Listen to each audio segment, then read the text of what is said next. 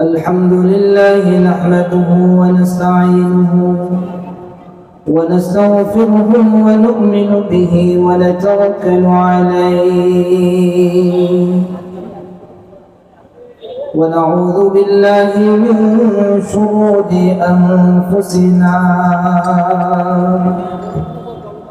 ومن سيئات أعمالنا من يهده الله فلا مضل له ومن يضلله فلا هادي له ونشهد أن لا إله إلا الله وحده لا شريك له ونشهد أن سيدنا وسندنا وحبيبنا وطبيبنا ومرشدنا ومحبوبنا ومولانا محمد الذي أرسله بالحق بشيرا ونذيرا وداعيا إلى الله بإذنه وسراجا منيرا أما بعد فأعوذ بالله من الشيطان الرجيم بسم الله الرحمن الرحيم ولمن خاف مقام ربه جنتان وقال تعالى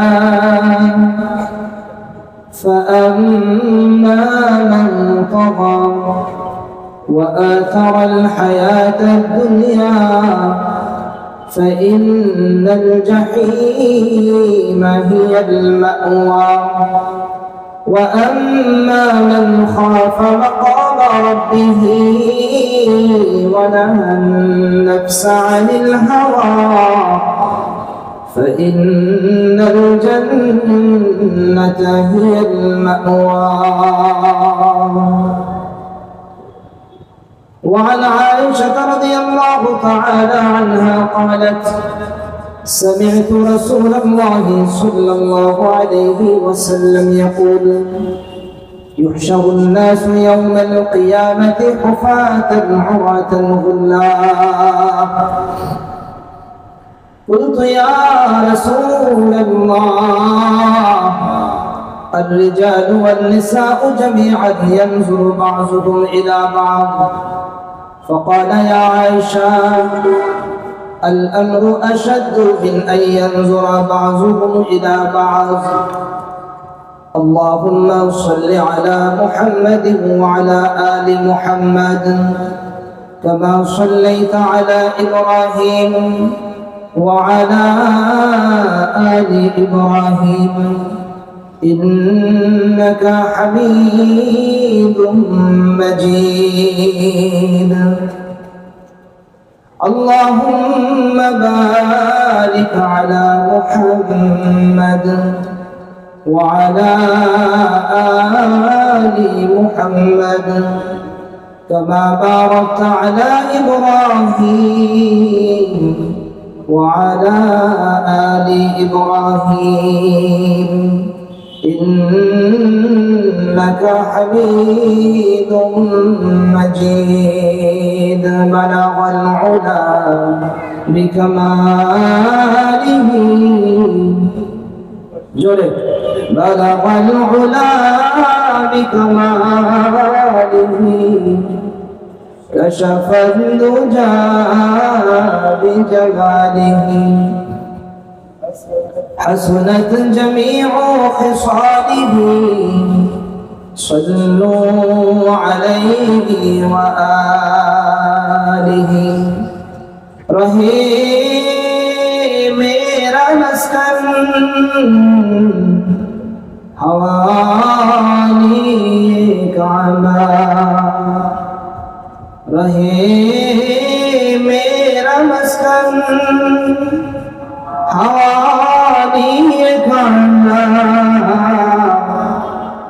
बने मेरा मदफन दियारी मदीना बलगल उला बिकमालिही कशफल दुजा बिजमालिही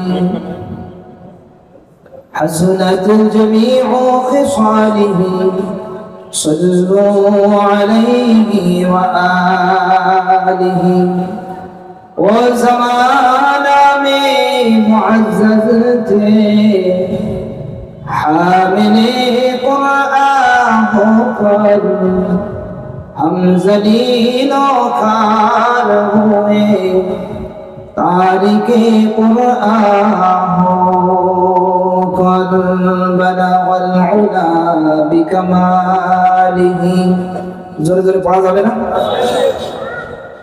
बलगल उला बिकमालिही कशफल दुजा बिजमालिही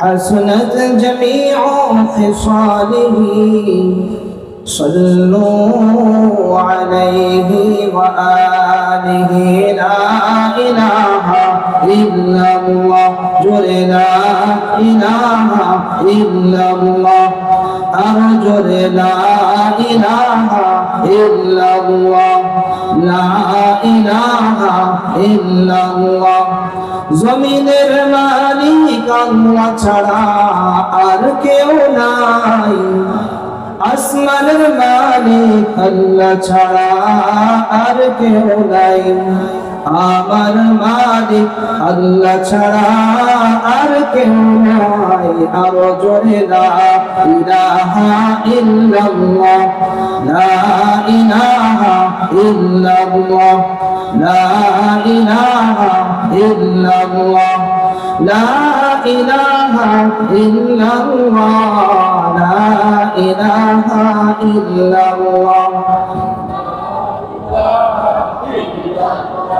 لا إله إلا الله محمد رسول الله صلى الله عليه وسلم سبحانك لا علم لنا إلا ما علمتنا إنك أنت العليم الحكيم الحمد لله ঐতিহ্যবাহী মেহমানের জামে মসজিদ ও এলাকাবাসীর উদ্যোগে আয়োজিত বার্ষিক ওয়াজ মাহফিল আজকের মাহফিলের সম্মানিত সভাপতি আলহাজ শেখ হাবিবুর রহমান সাহেব, আজকের মাহফিলের প্রধান অতিথি আলহাজ ইমদাদুল হক খালাসি সাহেব, আজকের মাহফিলের প্রধান বক্তা আলহাজ মুফতি আব্দুল কুদ্দুস সাহেব,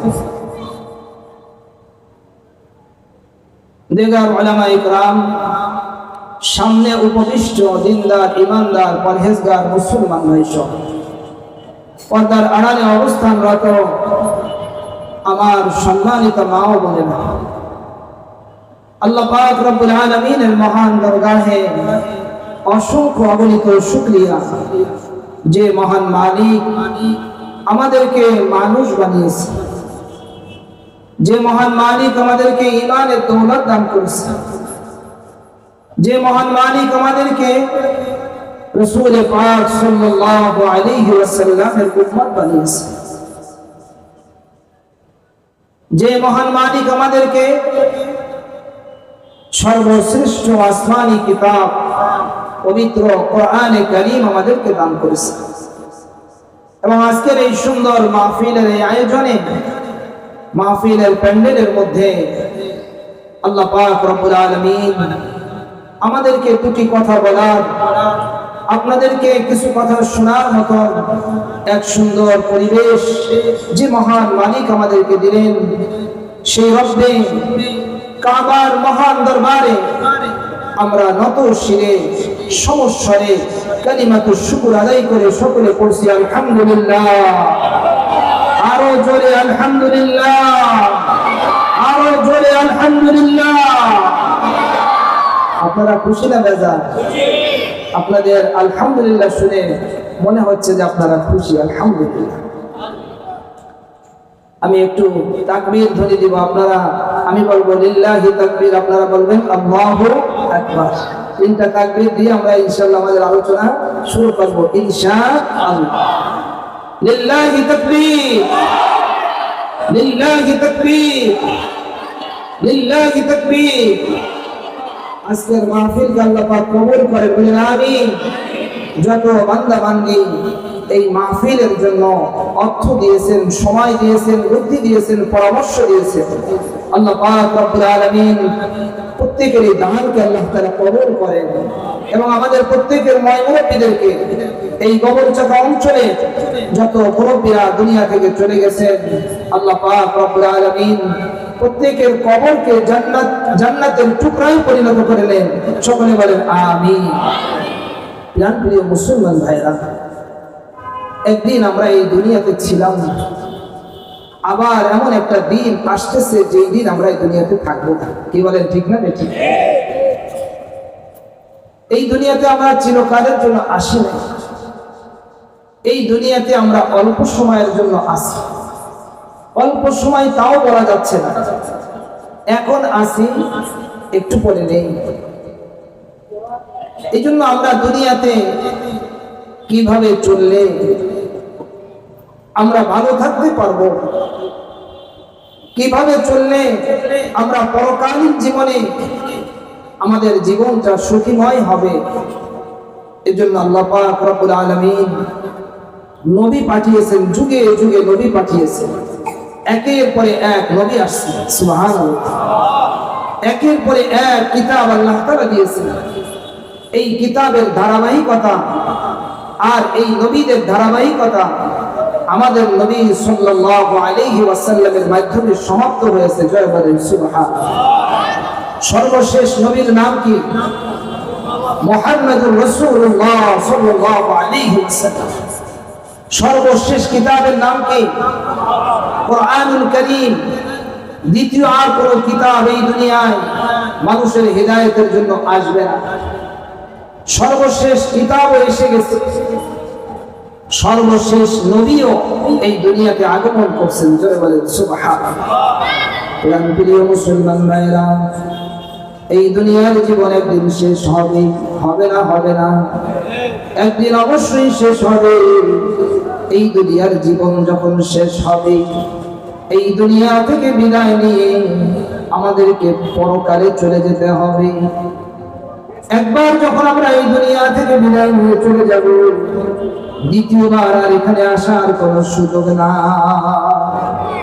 যারা একবার চলে যায়, যাওয়া যায় কিন্তু আসা যায় না। কি বলেন, ঠিক না বেঠিক? যাওয়া যায় কিন্তু আসা যায় না, যাওয়া যায় কিন্তু আসা যায় না। এই জন্য প্রাণ প্রিয় মুসলমান ভাইরা, পদ্মানিসীন মা বোনেরা, দিন দিয়ে কথাগুলো শুনতে হবে। শুধু শুনলেই হবে না, নিজের জীবনকে পরিবর্তন করতে হবে। আল্লাহ পাক রব্বুল আলামিন কালামে পাকের ভিতরে জানাই দিয়েছেন, ওয়ালিমান খাফা মাকামা রাব্বিহি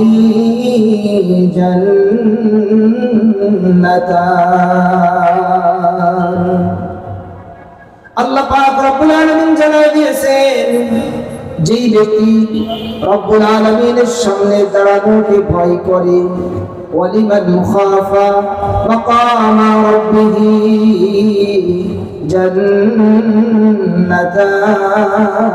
জান্নাতান।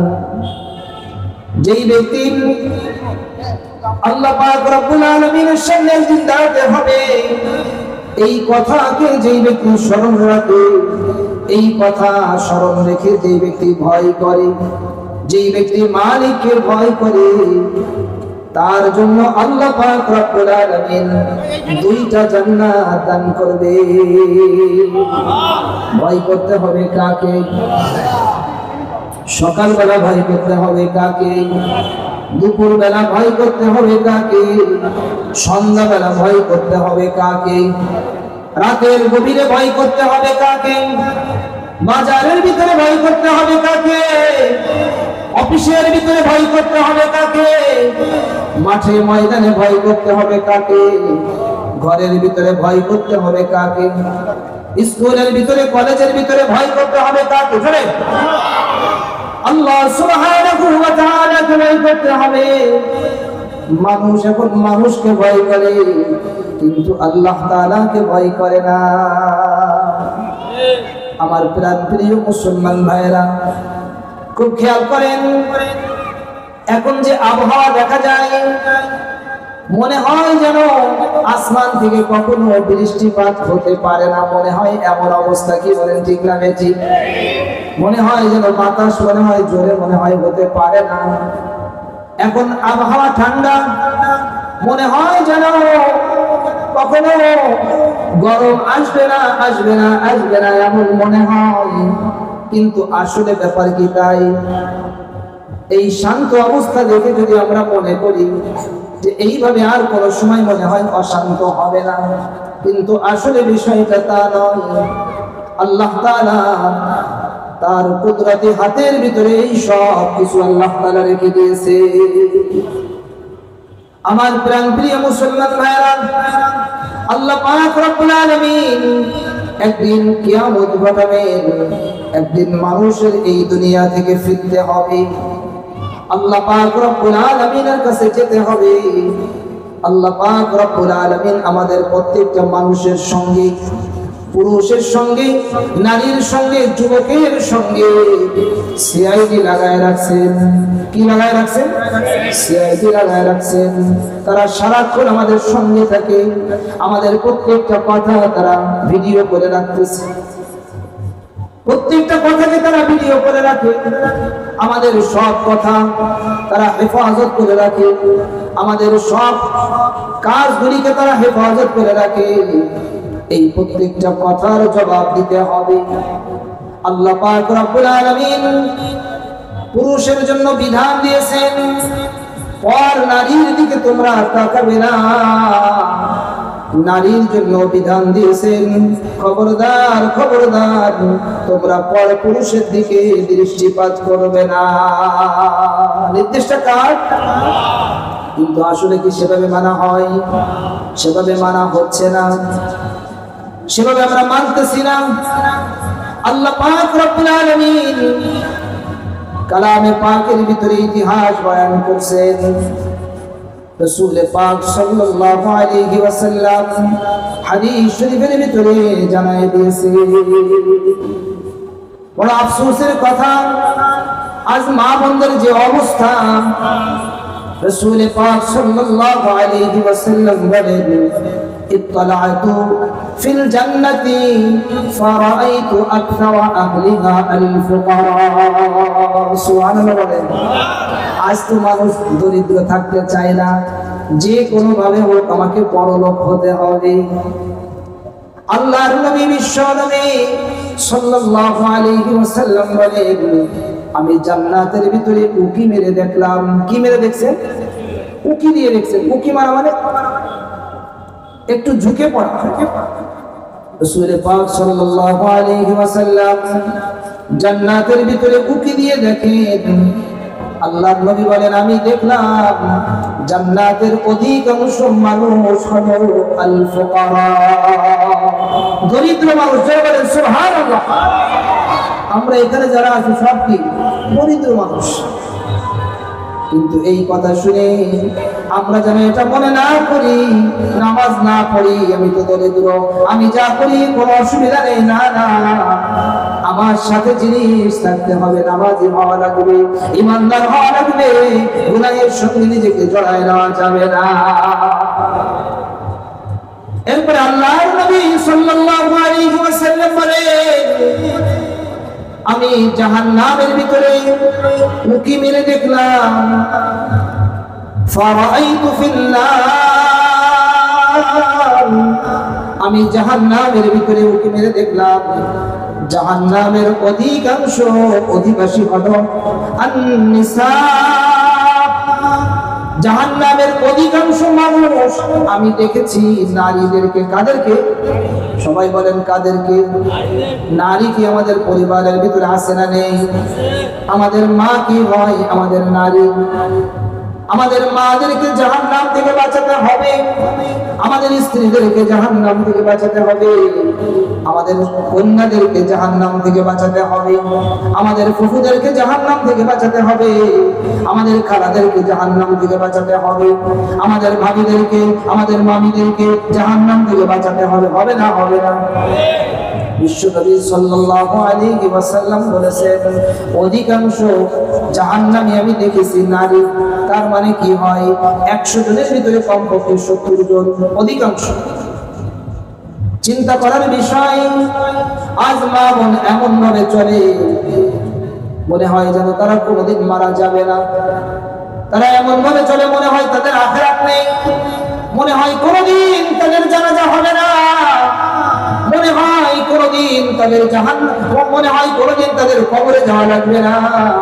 তারা এমন মনে করে, তাদের ভাবসাব দেখে এমন মনে হয়। কি বলে ঠিক না নাকি? আমার প্রিয় মুসলমান ভাইরা, আল্লাহর নবী সাল্লাল্লাহু আলাইহি ওয়াসাল্লাম সহিহ হাদিসের ভিতরে বলেন, সিনফানে মিনান নার, দুই শ্রেণীর মানুষ আমি জাহান্নামী দেখেছি, কিন্তু এখনো পর্যন্ত দুই শ্রেণীর মানুষ যে জাহান্নামী তাদেরকে আমি এখনো দেখি নাই। আল্লাহর নবী সাল্লাল্লাহু আলাইহি ওয়াসাল্লামের জামানায় তারা ছিল না। বিশ্বনবী সাল্লাল্লাহু আলাইহি ওয়াসাল্লাম বলেন, দুই শ্রেণীর জাহান্নামী, তারা জাহান্নামের ভিতরে যাবে, কিন্তু আমি নবী এখনো তাদেরকে দেখি নাই, পরে আসবে। প্রথম শ্রেণী হলো ওই সমস্ত মানুষ যাদের হাতের ভিতরে গরুর লেজের মতন চাবুক থাকবে, আর ওই চাবুক দিয়ে তারা মানুষদেরকে পিটাতে থাকবে। এই হলো প্রথম শ্রেণী। আল্লাহর নবী বলেন, এই শ্রেণীদেরকে আমি এখনো দেখি না। হাতের ভিতরে কি থাকবে? চাবুক, আর এই চাবুক দিয়ে মানুষদেরকে পিটাবে। আর দ্বিতীয় শ্রেণী হলো ওই সমস্ত নারীরা, কাসিয়াতুন আরিয়াতুন মুমিনাতুন মাইলাত। মা বোনরা খুব ভালো করে শোনেন, আল্লাহর নবী, বিশ্ব নবী সাল্লাল্লাহু আলাইহি ওয়াসাল্লাম তিনি আমাদেরকে বাঁচাতে চান। ওই সমস্ত নারী যারা পোশাক পরিধান করার পরেও তারা উলঙ্গ থাকবে। নাউজুবিল্লাহ বলেন। বিশ্বনবী সাল্লাল্লাহু আলাইহি ওয়াসাল্লাম বলেন, আমি এই শ্রেণীর মানুষদেরকে আমি এখনো দেখি নাই। তার মানে আল্লাহর নবীর জামানায় এই শ্রেণীর মানুষ ছিল না। জোরে বলেন সুবহানাল্লাহ। কিন্তু এই শ্রেণীর মানুষ এখন আমাদের সমাজে আছে না নেই? হাই হাই, তাদেরকে কে বুঝাবে? তাদেরকে কে বুঝাবে? কাসিয়াতুন আরিয়াত, পোশাক পরিধান করার পরেও তারা উলঙ্গ থাকবে। মুমিনাতুন মাইলাত, তারা অন্যান্য পরপুরুষদেরকে তারা নিজেদের প্রতি আকর্ষণ সৃষ্টি করবে, আকৃষ্ট করবে। তারা এমন ভাবে পোশাক পরবে, এমন ভাবে মাথার চুলটা ছেড়ে দিবে, তারা এমন পোশাক পরবে, গেঞ্জি পরে ঘুরে বেড়াবে, প্যান্ট পরে ঘুরে বেড়াবে, মনে হবে যেন একটা ছেলে মানুষ যায়। এমন মানুষ আছে? এমন মানুষ কি আমাদের সমাজে আছে? যদি থাকে তাহলে কি অবস্থা হবে? সেই ভয়াবহ অবস্থার কথা আপনার সামনে হাদিস থেকে আপনাদেরকে শোনাবো ইনশাআল্লাহ। হাই হাই, এই শ্রেণীর মানুষ সমাজের ভিতরে আমরা এখন দেখতে পাই। বিভিন্ন অজুহাত দেখায় যে আমরা স্কুলে পড়ি, অথবা কলেজে পড়ি, অথবা অমুক জায়গায় চাকরি করি। না না, কোনো কিছু অবস্থায়, কোনো অবস্থাতে একজন নারী তার নিজের সম্ভ্রম, নিজেকে সেইভাবে উলঙ্গ অবস্থায় বের হতে পারে না। এইভাবে একজন নারী যখন রাস্তার ভিতরে বের হয়, একজন পরপুরুষ, হাজার হাজার পরপুরুষ তাকে দেখে। যতবার দেখবে জিনার গুনাহ নিয়ে হাসরের ময়দানে উঠবে। নাউজুবিল্লাহ বলে, জিনার গুনাহ নিয়ে হাসরের ময়দানে উঠবে। এই দরদ আমাদের দিলের ভিতরে থাকা দরকার। আজ আমাদের দিলের ভিতরে দরদ নাই, আমরা আমাদের দিলের ভিতরে সেই দরদ নিয়ে আমরা কথা বলছি না, দরদ নিয়ে আমরা কথা শুনছি না। বিশ্বনবী সাল্লাল্লাহু আলাইহি ওয়াসাল্লাম বলেন, তাদের অবস্থা হবে তারা অন্যান্য পুরুষদেরকে নিজেদের প্রতি আকৃষ্ট করবে আর নিজেরাও পর পুরুষদের প্রতি আকৃষ্ট থাকবে। নাউজুবিল্লাহ বলেন। হায় হায়, রাস্তার ভিতরে এমন ভাবে বের হয়, মাথার চুল ছেড়ে দেওয়া, পোশাকের এমন অবস্থা, একটা গেঞ্জি পরে প্যান্ট পরে রাস্তার ভিতর দিয়ে ঘুরে ঘুরে চলে যায় আর নিজেকে মনে করে সে খুব হ্যাপি, মনে করে হ্যাপি মানে অত্যন্ত সুখী মানুষ। না, সে সুখী মানুষ নয়, সে নিজেকে বুদ্ধিমান মনে করে, নিজেকে মনে করে অনেক মানে আধুনিক। আধুনিক পাগল, এর নাম কি? আধুনিক। সবাই বলেন আধুনিক পাগল। যে নিজেকে জাহান্নামের ভিতর দিয়ে চালাইতেছে সে কোনদিন বুদ্ধিমান হতে পারে না, সে আধুনিক পাগল। নাউজুবিল্লাহ বলে। এরপরে আল্লাহর নবী সাল্লাল্লাহু আলাইহি ওয়াসাল্লাম আরো বলেন, এই শ্রেণীর মানুষদেরকে আল্লাহর নবী সাল্লাল্লাহু আলাইহি ওয়াসাল্লাম দেখেন নাই যে আমি এই শ্রেণীর মানুষকে দেখি নাই, এই দুই শ্রেণীর মানুষদেরকে আমি দেখি নাই। তাদের আরো অবস্থা আল্লাহর নবী সাল্লাল্লাহু আলাইহি ওয়াসাল্লাম বলে দিয়েছেন, নিজেদের জীবনের সঙ্গে মিলায় নিতে হবে। তাদের মাথার চুলের অবস্থা হবে এমন, উটের যে কুচ থাকে, কুচ ডান দিকে বাম দিকে যে দোল খায়, তাদের মাথার চুলগুলি তারা এইভাবে সাজায় রাখবে, ডান দিকে বাম দিকে দোল খাবে। এমন নারী আছে না? মা বোনেরা, আমরা আপনাদের দুশমন না। পৃথিবীতে যদি আপনাদের দরদি কোনো মানুষ থাকে, সেই মানুষের নাম হলো উলামায়ে কেরাম। কি বলেন, ঠিক না বেটি? আমরা আপনাদেরকে কোনো খারাপ দিকে নিয়ে যেতে চাই না, আমরা আপনাদেরকে ভালো রাস্তার ভিতরে রাখতে চাই। এইভাবে যখন একজন মেয়ে রাস্তার ভিতরে বের হবে, তার জীবনের নিরাপত্তা থাকবে না, সে আবার সঠিকভাবে বাসায় ফিরে যাবে এমন তার গ্যারান্টি থাকবে না। রাসূল পাক সাল্লাল্লাহু আলাইহি ওয়াসাল্লাম বলেন, এই শ্রেণীর মানুষ তারা জান্নাতে প্রবেশ করবে না, এমনকি জান্নাতের ঘ্রাণটাও পাবে না। কথাটা কার? এই কথা কি আমি বলছি? অথচ জান্নাতের ঘ্রাণ পাওয়া যাবে বহু দূর থেকে, জান্নাতের সুঘ্রাণ ভেসে ভেসে আসবে। জোরে বলেন সুবহানাল্লাহ। আমার প্রাণ প্রিয় মুসলমান ভাইয়েরা, এইভাবে যখন মেয়েরা বের হবে, ইহুদি খ্রিস্টান তারা চায় তাদের জীবনের ভিতরে, পরিবারের ভিতরে পারিবারিক সেই সিস্টেম নাই। আমাদের পরিবার নিয়ে আমরা যে শান্তিতে বসবাস করি, কি বলেন সুবহানাল্লাহ। আমাদের মা কত শ্রদ্ধার, আমাদের পিতা কত শ্রদ্ধার, আমাদের স্ত্রীরা তারা কত আমাদের আদরের, আমাদের সন্তানরা তারা কত আদরের। জোরে বলেন সুবহানাল্লাহ। ওদের এই সিস্টেম নষ্ট, বাপের কোনো ঠিক নাই, মায়ের কোনো ঠিক নাই। আপনারা খবর নিয়ে দেখেন, আমাদের এই কথা সঠিক না বেঠিক? ওদেরটা যেহেতু নষ্ট হয়ে গেছে, ওরাও চায় সারা দুনিয়ার সবারটাই নষ্ট হয়ে যায়। আমরা কি নষ্ট হতে দেব? কি বলেন, আমরা কি নষ্ট হতে দেব? তাহলে আমাদের কি করণীয় আছে না নেই? সর্বশ্রেণীর মানুষ আমাদেরকে কাজ করতে হবে, সর্বশ্রেণীর মানুষ আমাদেরকে কথা বলতে হবে, সর্বশ্রেণীর মানুষ আমাদেরকে কাঁধে কাঁধ মিলে একসঙ্গে কাজ করতে হবে। কি বলে, ঠিক না? প্রিয় মুসলমান ভাইরা, বনি ইসরাইলের ভিতরে একজন ব্যক্তি ছিল অত্যন্ত ইবাদতগুজার, অত্যন্ত আবেদ মানুষ, অত্যন্ত ইবাদতগুজার, খুব বুজুর্গ ব্যক্তি। ঘটনা করবে আল্লাহ পাক রব্বুল আলামিন মুসা আলাইহিস সালাতু ওয়াস সালামকে ওই অঞ্চলের ভিতরে জিহাদের জন্য পাঠিয়ে দিয়েছেন। মুসা, যাও, ওদের সঙ্গে তুমি যুদ্ধ করো।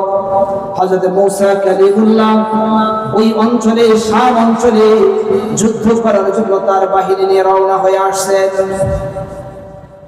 ওই ব্যক্তির নাম হলো বালআম ইবনে বাউরা।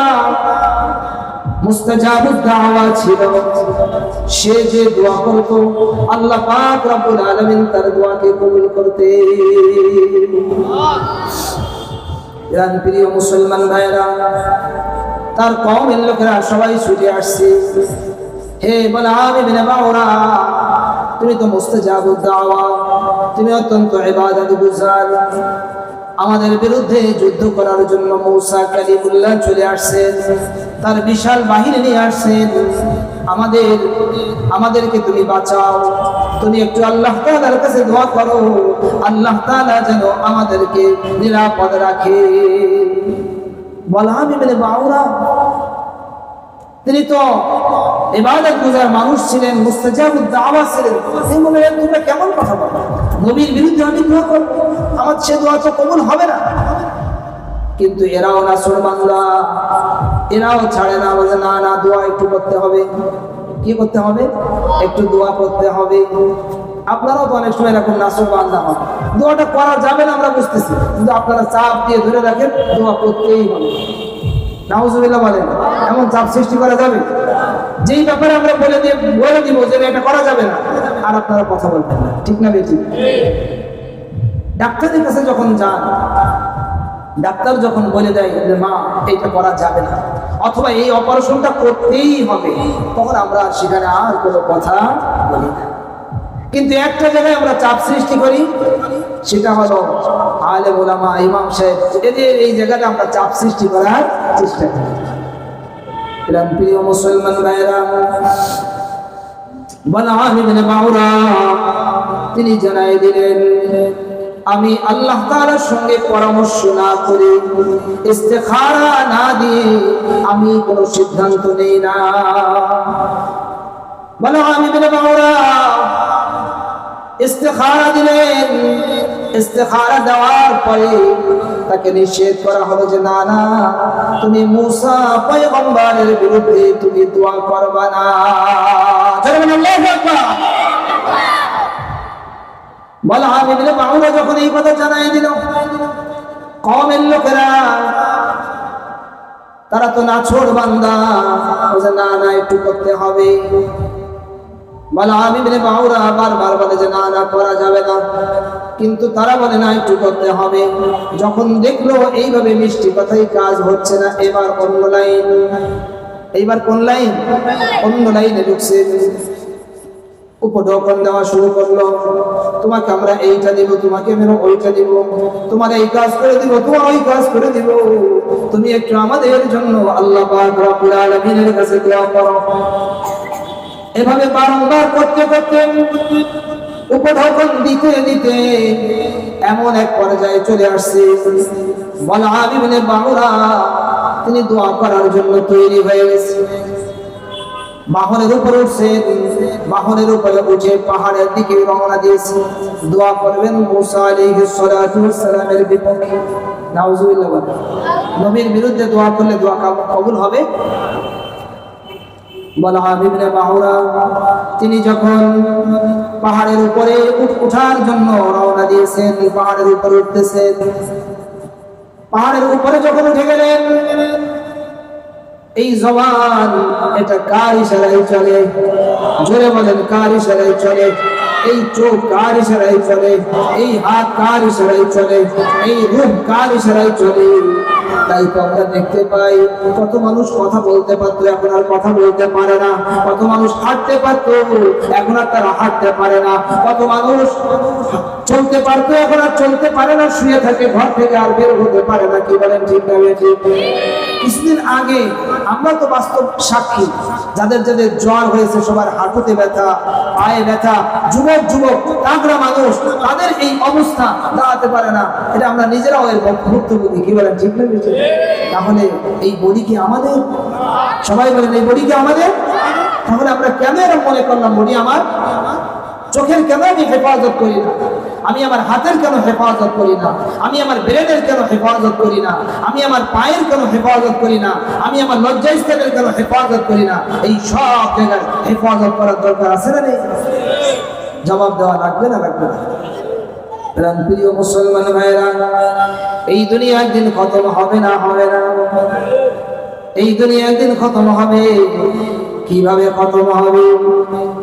আল্লাহ পাক রব্বুল আলামিন এই পৃথিবী থেকে ভালো মানুষদেরকে আস্তে আস্তে আস্তে আস্তে উঠায় নিয়ে যাবেন। নামাজি মানুষ থাকবে না, দিনদার মানুষ থাকবে না, আল্লাহওয়ালা মানুষ থাকবে না, পর্দা করনেওয়ালা মানুষ থাকবে না, এইভাবে ওয়াজ নসিহত বোঝানো মানুষ থাকবে না। নাউজুবিল্লাহ বলেন। এমন দিন সামনে আসতেছে, সেই দিনের দিকে আমরা এগিয়ে যাচ্ছি। এমন বন্ধ দিন যখন আসতে থাকবে আসতে থাকবে আসতে থাকবে আসতে থাকবে। মসজিদ আছে, মসজিদে কোনো নামাজি ঢোকে না। মাদ্রাসা আছে, মাদ্রাসায় কি আর কোরআন পড়তে চায় না।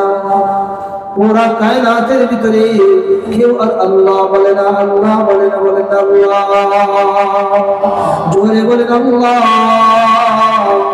চক্ষুটা বন্ধ করে জোরে বলেন আল্লাহ, আল্লাহ। আরো জোরে বলেন আল্লাহু আকবার, আল্লাহু আকবার, আল্লাহু আকবার। এমন সুন্দর নাম তো পৃথিবীতে নাই। পুরা কায়নাতের ভিতরে একটাই মাত্র নাম, যে নামের মজার নাম সুবহানাল্লাহ। আরো মজার নাম হলো মুহাম্মাদুর রাসূলুল্লাহ সাল্লাল্লাহু আলাইহি ওয়াসাল্লাম। এইভাবে যখন কায়নাতের ভিতরে কোনো আল্লাহওয়ালা মানুষ নাই, আল্লাহ পাক রব্বুল আলামিন তখন কিয়ামত ঘটায় দিবেন। মানুষ স্বাভাবিকভাবে যেভাবে চলে সেইভাবে মানুষ চলতে থাকবে। অফিসার তার অফিসের দিকে রওনা দিয়েছে। একজন মানুষ ড্রাইভার, সে তার গাড়িকে তৈরি করতেছে, রেডি হয়ে সে রাস্তায় কোথাও সফরে যাবে। একজন কৃষক বের হয়েছে, গাড়ির ভিতরে কোদালটা নিয়ে মাঠের ভিতরে কাজ করবে। এইভাবে বিভিন্ন অবস্থার ভিতরে মানুষ থাকবে। কেউ ঘুমিয়ে থাকবে। একজন মা তার সন্তানকে খাবার খাওয়ানোর জন্য মাটা হাতে দিয়ে মুখ পর্যন্ত তুলছে। বিশ্বনবী সাল্লাল্লাহু আলাইহি ওয়াসাল্লাম বলেন, কিয়ামত এমন অবস্থায় ঘটবে, একজন ব্যক্তি হাউসের ভিতরে হাউসকে লেপ দেওয়ার জন্য তৈরি হয়েছে, লেপ দিচ্ছে, এখনো কাজটা করে শেষ করতে পারবে না। বিশ্বনবী সাল্লাল্লাহু আলাইহি ওয়াসাল্লাম আরো বলেন, এক ব্যক্তি বাজারের ভিতরে গেছে, বাজার থেকে কাপড় খরিদ করার জন্য। দোকানদার তাকে কাপড় দেখাচ্ছেন, কাপড়ের ভাঁজ খুলে খুলে দেখাচ্ছেন, আর যে খরিদ করবে সেও দেখতেছে।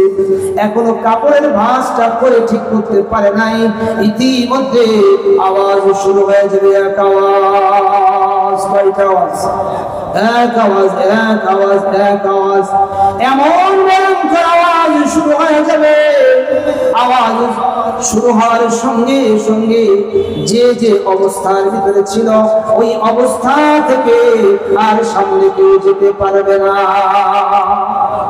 একজন মা তার দুধের সন্তানকে দুধ পান করানোর জন্য তৈরি হয়েছিল। ইতিমধ্যে এই আওয়াজ শুরু হয়ে যাবে।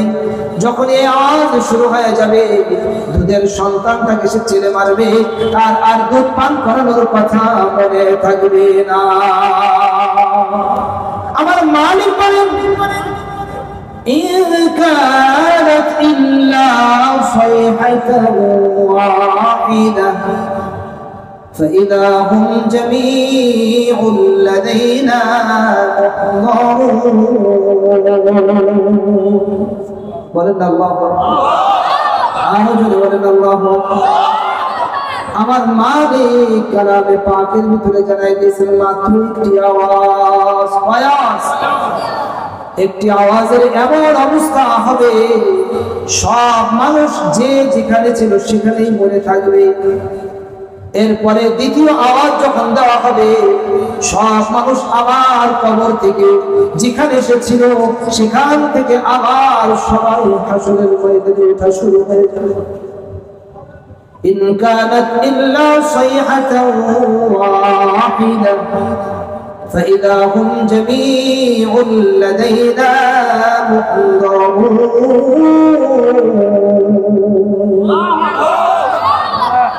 এক আওয়াজ হওয়ার সঙ্গে সঙ্গে সব মানুষ আল্লাহ পাক রব্বুল আলামিনের সামনে উপস্থিত হয়ে যাবে। কেউ লুকায় থাকতে পারবে না। কেউ মনে করতে পারে যে হুজুর আমি একটু লুকায় থাকবো, ওই যে বাঁশ বাগানের ভিতরে একটু সিপা জায়গায় একটু লুকায় থাকবো, ওই 2 তলার পাশে একটু চুপা মানে আপনার লুকায় থাকবো, ওই ভারতে যায় লুকায় থাকবো। নাউজুবিল্লাহ, সুযোগ আছে? আহা, সুযোগ নাই। উসমান হাদির হত্যাকারী লুকায় আছে, কি বলে ঠিক না? এই দুনিয়াতে লুকানো যায়, কিন্তু ওই দিন লুকানো যাবে না। আমার মালিক বলেন ইন কুল্লু, আমার মালিক বলেন আসমান জমিনের ভিতরে যত মানুষ আছে সমস্ত মানুষ রব্বুল আলামিনের সামনে গোলাম হয়ে উপস্থিত হবে। ইন কুল্লু মান ফিস সামাওয়াতি ওয়াল আরদি ইল্লা আতির রহমানি আবদা لقد أحصاهم وعدهم عدا وكلهم آتيه يوم القيامة فردا। আসমান জমিনের ভিতরে যত মানুষ আছে, যত মানুষ আসমান জমিনের ভিতরে যত অধিবাসী আছে সব দয়াময় রহমানের সামনে গোলাম হয়ে উপস্থিত হবে। লাকাদ আহসাহুম ওয়া আদ্দাহুম আদ্দা, আল্লাহ পাক রব্বুল আলামিন প্রত্যেককে গুনে গুনে রেখে দিয়েছেন। সুবহানাল্লাহ, গুনা গুনা সব গুনে রাখছেন। লাকাদ আহসাহুম ওয়া আদ্দাহুম আদ্দা ওয়া কুল্লুহুম আতিহি ইয়াওমাল কিয়ামাতি ফারদা। প্রত্যেকেই কিয়ামতের ময়দানে আল্লাহ তাআলার সামনে একা এসে উপস্থিত হওয়া লাগবে। কি অবস্থায়? একা একা। বলেন সবাই, একা। বলেন বলেন, কি অবস্থায়? আপনার আব্বা আপনার হিসাবে আপনার পাশে যে দাঁড়াবে না, আপনার ভাই আপনার পাশে যে দাঁড়াবে না, আপনার স্ত্রী আপনার পাশে যে দাঁড়াবে না, আপনার ওই নেতা আপনার পাশে যে দাঁড়াবে না, আপনার ওই সন্তান আপনার পাশে যে দাঁড়াবে না, আপনার ইমাম সাহেব আপনার পাশে যে দাঁড়াবে না, আপনাকে একাই মালিকের সামনে দাঁড়ায় জবাব দেওয়া লাগবে। কি কথা ভাই, এটা কি দরকারি কথা না? কথা না, কি বলে? এটা কি দরকারি কথা? এই ফিকির, এই চিন্তা কি আজকে আমাদের আছে? বলে খালি দুনিয়া সাজানোর পিছনে পড়ছি। কিভাবে বাড়ি বানাবো, কিভাবে গাড়ি আর একটা কিনা যায়, কিভাবে আর একটু টাকা পয়সা ব্যাংকের ভিতরে রাখা যায়। আমার প্রাণ প্রিয় মুসলমান ভাইরা, এই দুনিয়ায় এত কিছু চিন্তা করার দরকার নাই, আখিরাতের ফিকির করেন। দুনিয়া যেটুকু আপনার ওটুকু আপনার কাছে অবশ্যই আসবে, ওইখান থেকে আপনাকে কেউ সরাতে পারবে না। বলআম ইবনে বাউরার কথা মনে আছে? সবাই বলেন, বলআম ইবনে বাউরা কোথায় উঠতেছিলেন? পাহাড়ের দিকে উঠতেছিলেন। বলআম ইবনে বাউরা পাহাড়ের উপর উঠার পরে জবান কার নিয়ন্ত্রণে? জবান মালিকের নিয়ন্ত্রণে। বলআম ইবনে বাউরা মুসা আলাইহিস সালাতু ওয়াস সালামের বিরুদ্ধে ফতোয়া করবে, কিন্তু যখন বলা শুরু করছে তখন তার নিজের কওমের বিরুদ্ধে ফতোয়া বের হচ্ছে। আল্লাহ, তুমি আমার কওমের লোকদেরকে শেষ করে দাও। সুবহানাল্লাহ। কওমের লোকরা সব চিৎকার করছে, এই তুমি বলো, এত টাকা পয়সা তোমাকে দিলাম, এত উপঢৌকন দিলাম, তুমি আমাদের বিরুদ্ধেই বলতেছ। বলআম ইবনে বাউরা বলে, আরে ভাই, এই জবান আমার নিয়ন্ত্রণের ভিতরে না। এই জন্য সময় থাকতে খুব সময়ের কদর করা। আজকে ক্ষমতা আছে, এর কদর করেন। আজকে যৌবন আছে, হে যুবক, হে যুবতীরা, তোমাদের এই যৌবনের হেফাজত করো। যদি যৌবনের হেফাজত না করো, তাহলে তোমার এই যৌবন একবারে শেষ হয়ে গেলে তুমি আর পশ্চিম খেলেও পাবে না। পাওয়া যাবে? বলেন। এবং এই যে সময়, এই সময় যে শেষ হয়ে যাচ্ছে, এই সময় শেষ হয়ে গেলে এই সময় আর পাওয়া যাবে না। আজকের সময়কে আজকেই কাজে লাগাতে হবে, আজকের নামাজ আজকেই শেষ করতে হবে, আজকের তওবা আজকেই করতে হবে, আজকের জিকির আজকেই করতে হবে, আল্লাহ তাআলার সঙ্গে সম্পর্ক আজকেই করতে হবে। কারা কারা রাজি আছেন হাত তুলে মালিক দেখা। নারায়ে তাকবীর, নারায়ে তাকবীর, নারায়ে তাকবীর। মাশাআল্লাহ মাশাআল্লাহ সুবহানাল্লাহ বলে। আল্লাহ বালআম ইবনে বাউরা সে বলে যে না, আমার জবান আমার নিয়ন্ত্রণে নাই, আমি আর মুসা আলাইহিস সালাতু ওয়াস সালামের বিরুদ্ধে বদদুয়া করতে পারছি না। এবং বালআম ইবনে বাউরা তার উপরে আযাব নেমে আসছে, ভয়ঙ্কর আযাব। কি আযাব? তার জিহ্বাটা বের হয়ে লম্বা হয়ে এই নাভির পর্যন্ত নেমে আসছে। নাউজুবিল্লাহ বলে। হায় হায়, আজ যে আমরা অন্যায় কাজ করতেছি, জবান দিয়ে এমন এমন মিথ্যা কথা বলা, মিথ্যা সাক্ষী দেওয়া, গীবত শিকায়ত করা, গালিগালাজ করা, মা বাপকে উল্টো পাল্টা কথা বলা, এমন মানুষ আছে না নাই? মা বাপের সঙ্গে বেয়াদবি করা যাবে? সবাই বলেন। বড়দের সঙ্গে বেয়াদবি করা যাবে? ছোটদেরকে স্নেহ করতে হবে, মাতা পিতাকে সম্মান করতে হবে, মাতা পিতা মাতার তাজ। সুবহানাল্লাহ বলেন। হ্যাঁ, বালআম ইবনে বাউরার এই শাস্তি নেমে আসছে। আল্লাহ তাআলা কালামে পাকের ভিতরে জানায় দিয়েছেন কুকুরের মতো অবস্থা হয়ে গেছে, তার অবস্থা হয়ে গেছে কুকুরের মতো। সে যদি তাকে যদি তুমি তাড়া করো তাহলেও সে হাঁপাতে থাকে, তার জিহ্বাটা এইভাবে কুকুরের মতন বের হয়ে থাকে। আবার যদি সে কোথাও যদি থেমে থাকে তাহলেও তার ওই কুকুরের মতন অবস্থা, জিহ্বাটা সারাক্ষণ বের হয়ে থাকে। নাউজুবিল্লাহ বলে। বালআম ইবনে বাউরার সুযোগ ছিল তওবার রাস্তায় ফিরে আসা, রব্বুল আলামিন আমি ভুল করছি, কিন্তু বালআম ইবনে বাউরা এই রাস্তায় ঢুকে নাই, বন্ধ রাস্তার ভিতরে আরো চলে গেল। বালআম ইবনে বাউরা, সবাই মনোযোগ দিয়ে শুনেন। মনোযোগ আছে তো? বুঝা যাচ্ছে যে আপনাদের মনোযোগ আছে। চলবে ইনশাআল্লাহ। কয়টা পর্যন্ত? সারা রাত? ইনশাআল্লাহ সারা রাত না, ইনশাআল্লাহ সময় মতনই আমাদের আলোচনা শেষ হবে।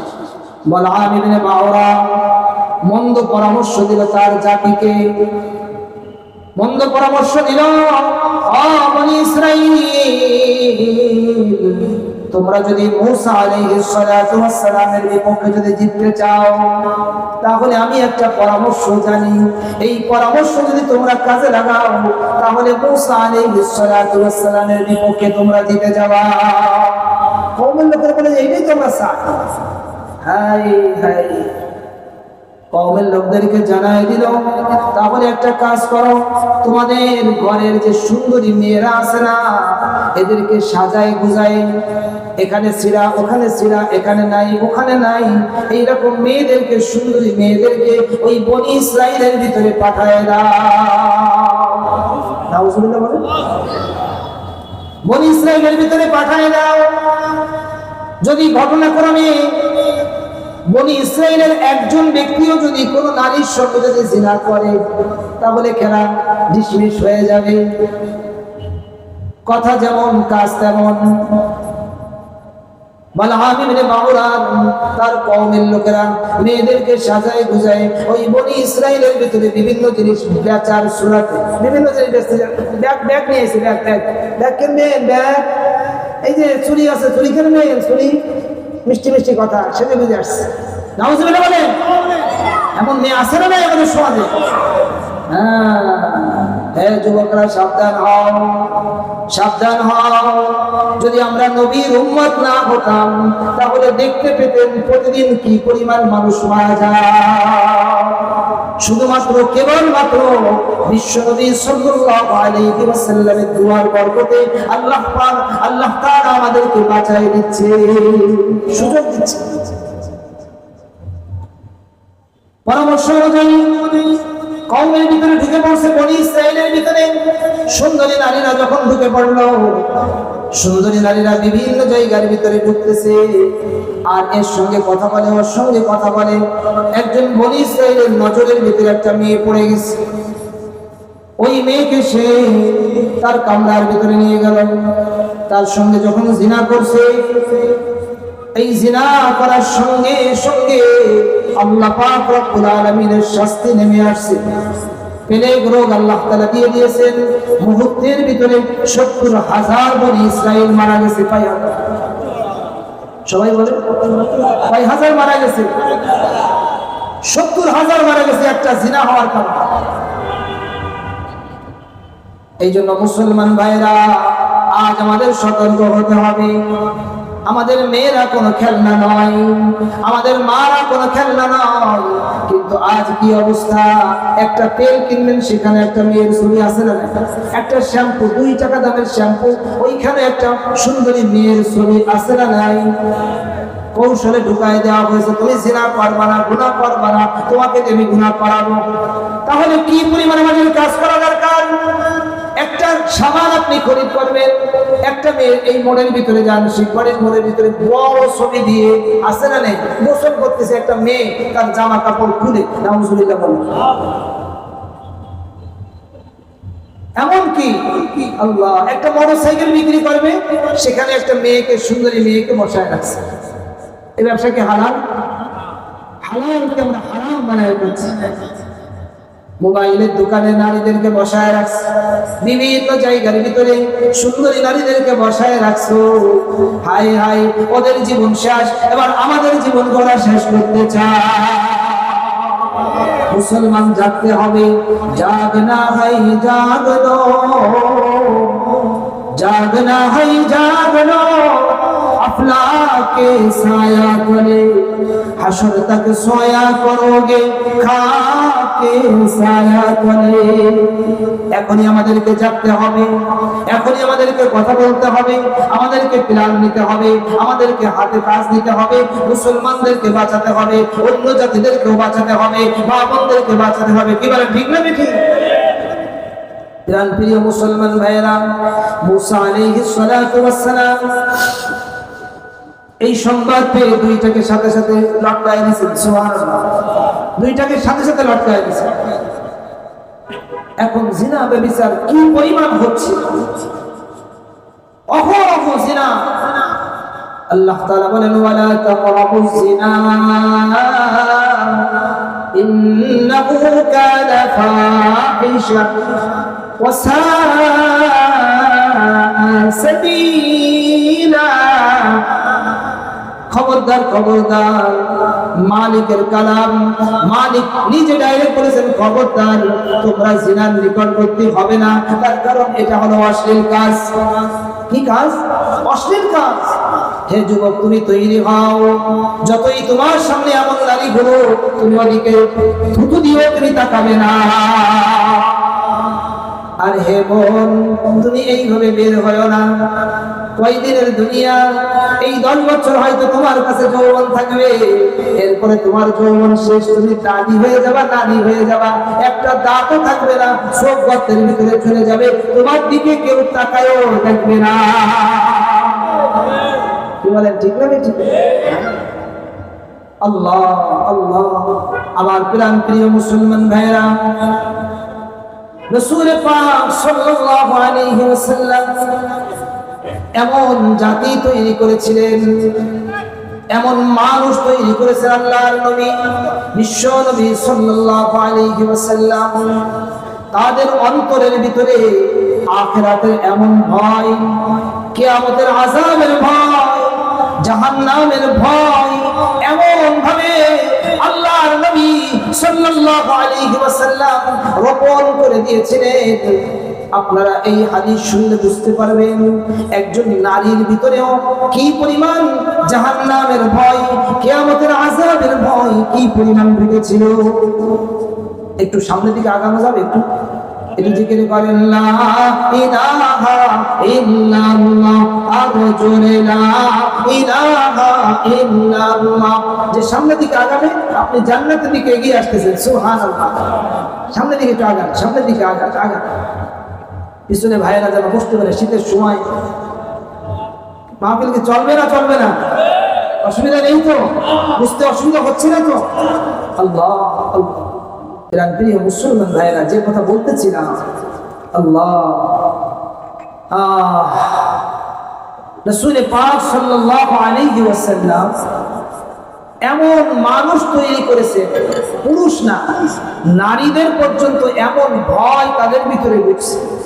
দুনিয়াতে আমরা কি দেখি, একজন মানুষ ব্যাংক লুট করে নিয়ে চলে যাচ্ছে, 10,000 লাখ 10,000 কোটি অমক কোটি তমক কোটি নাই নাই নাই নিয়ে চলে যাচ্ছে, আছে না নেই? যে যেমনি পারে সে একটু কিভাবে লুকায়, 10 টাকা হলেও আস্তে লুকায় নিয়ে বাইরে চলে যায়, কি হয় তাই না? আমার নবীজি সাল্লাল্লাহু আলাইহি ওয়াসাল্লাম এমন মানুষ তৈরি করেছেন, হাদিসে পাকের ভিতরে চমৎকার ভাবে আজ পর্যন্ত জ্বলজ্বল করে জ্বলতেছে। আল্লাহর নবীর সাহাবী হযরত বুরাইদা রাদিয়াল্লাহু তাআলা আনহু বলেন, নবীজি সাল্লাল্লাহু আলাইহি ওয়াসাল্লামের কাছে একজন নারী আসছেন। নারী এসে বলছেন, ইয়া রাসূলুল্লাহ তাহহিরনি, ওগো আল্লাহর নবী আপনি আমাকে পবিত্র করে দেন। পবিত্র করে দেন মানে আমার উপরে ইসলামিক যে আইন, ইসলামিক যে নিয়ম, কালামে পাকের যে নিয়ম, সেটা আপনি আমার উপরে কার্যকর করেন। সুবহানাল্লাহ। যেখানে মানুষ নিজেকে বাঁচায় রাখতে চায়, একজন নারী এসে বলতেছে। আল্লাহর নবী সাল্লাল্লাহু আলাইহি ওয়াসাল্লাম বললেন, তোমার জন্য আফসোস, তুমি চলে যাও, তুমি আল্লাহ পাক রব্বুল আলামিনের কাছে তওবা করো, আল্লাহ পাক রব্বুল আলামিনের কাছে তুমি মাফ চাও। ওই নারী তখন জবাব দেয়, ওগো আল্লাহর নবী আপনি কি আমাকে ওই সাহাবীর মতো আপনি কি আমাকে ফেরত দিতে চান? রাসূল পাক সাল্লাল্লাহু আলাইহি ওয়াসাল্লাম আবার জিজ্ঞাসা করলেন, কি ব্যাপার, আসলে ব্যাপারটা কি খুলে বলো। আল্লাহর নবী সাল্লাল্লাহু আলাইহি ওয়াসাল্লামের কাছে ওই নারী নিজে স্বীকার করছে, হুবলা মিনাজ জিনা, ওগো আল্লাহর নবী আমি জিনার কারণে গর্ভবতী হয়েছি, আপনি আমাকে পাক করে দেন, পবিত্র বানাই দেন, পবিত্র করে দেন। আল্লাহর নবী সাল্লাল্লাহু আলাইহি ওয়াসাল্লাম বললেন, হে নারী তুমি চলে যাও, তোমার যখন বাচ্চা ভূমিষ্ঠ হয়ে যাবে তখন তুমি এসো। একজন আনসারী সাহাবীকে দায়িত্ব দেওয়া হলো তার দেখভাল করার জন্য। কিছুদিন পরে যখন এই নারী তার পেটের বাচ্চা যখন ভূমিষ্ঠ করলো, আনসারী সাহাবী আল্লাহর নবী সাল্লাল্লাহু আলাইহি ওয়াসাল্লামের কাছে এসে আল্লাহর নবীকে সংবাদ দিলেন, ইয়া রাসূলুল্লাহ ওই যে গর্ভবতী নারী সে তার বাচ্চা ভূমিষ্ঠ করেছে। আল্লাহর নবী সাল্লাল্লাহু আলাইহি ওয়াসাল্লাম বলেন, হে সাহাবী তাকে জানায় দাও, যেহেতু এটা দুধের সন্তান, যতদিন পর্যন্ত এর দুধ ছাড়ানো শেষ না হবে ততদিন পর্যন্ত ইসলামী যে আইন, ইসলামী যে নিয়ম, এটা কার্যকর করা যাবে না। সুবহানাল্লাহ। ইরান প্রিয় মুসলমান ভাইরা, আল্লাহর নবী সাল্লাল্লাহু আলাইহি ওয়াসাল্লামের কাছে ওই নারী আবারও আসছে। খুব খেয়াল করে, আজ আমরা নিজেদেরকে কিভাবে গুনাহের সঙ্গে জড়ায় রাখতেছি। আমরা সুদের সঙ্গে নিজেকে জড়ায় রাখতেছি, ঘুষের সঙ্গে নিজেকে জড়ায় রাখতেছি, জুলুমের সঙ্গে নিজেকে জড়ায় রাখতেছি। এভাবে জড়ায় রেখেন না, জড়ায় রেখেন না, জড়ায় রেখেন না। নিজেকে পাক করে ফেলুন, নিজেকে পরিষ্কার করে ফেলুন। দুনিয়াটা আজ আছে কাল নেই, কি বলেন ঠিক না বেঠিক? আল্লাহর নবী সাল্লাল্লাহু আলাইহি ওয়াসাল্লামের কাছে ওই নারী আবার ওই বাচ্চাকে নিয়ে আসছে। তার সুযোগ ছিল সরে যাওয়ার, কিন্তু সে সরে যায়নি। কেন? সে জানে ময়দানে মাহশার বড় কঠিন হবে, ময়দানে মাহশার বড় কঠিন হবে, কঠিন হবে, কঠিন হবে, কঠিন হবে, কঠিন হবে। আমি যদি 1 লক্ষ বার কঠিন বলি তার চেয়েও বেশি কঠিন, তার চেয়েও বেশি কঠিন, তার চেয়েও বেশি কঠিন। আজ আমাদের ভিতরে এই ভাবনা আসতে চায় না। তার কারণ পরিবার থেকে আমরা এই শিক্ষা পাচ্ছি না, শিক্ষা হয় থেকে আমরা বিদ্যাপীঠ থেকে আমরা এই শিক্ষা পাচ্ছি না। কি বলেন ঠিক না বেঠিক? এই জন্য প্রত্যেক স্কুলের ভিতরে, প্রত্যেক কলেজের ভিতরে আল্লাহওয়ালা ব্যক্তিদেরকে নিয়োগ দেওয়া দরকার। আমরা যখন মাদ্রাসায় লেখাপড়া করছি, সারাক্ষণ আমরা কোরআন হাদিস পড়ার তালেই আছি, সে এক পরিবেশ। এরপরেও এক একজন বুজুর্গ ব্যক্তিদেরকে নিয়ে এসে আমাদেরকে আবারও নসিহত শোনানো হতো প্রতি সপ্তাহে, মাসে মাসে, বছরে বছরে। সুবহানাল্লাহ। এবং তার একটা অ্যাকশন আছে, তার একটা বিশাল অ্যাকশন, তার একটা বিশাল পাওয়ার। প্রিয় মুসলমান ভাইরা, রাসূল পাক সাল্লাল্লাহু আলাইহি ওয়াসাল্লামের কাছে ওই নারী তার সন্তানকে নিয়ে আসছে, তার হাতের ভিতরে রুটির একটা টুকরা। ওই নারী এসে বলে, ইয়া রাসূলুল্লাহ, এই যে দেখে নেন আমার এই যে বাচ্চাটা, সে এখন খাওয়ার উপযুক্ত হয়ে গেছে, দেখে নিজে নিজের হাতে খেতে পারে, আপনি আমাকে পবিত্র করে দেন। সুবহানাল্লাহ।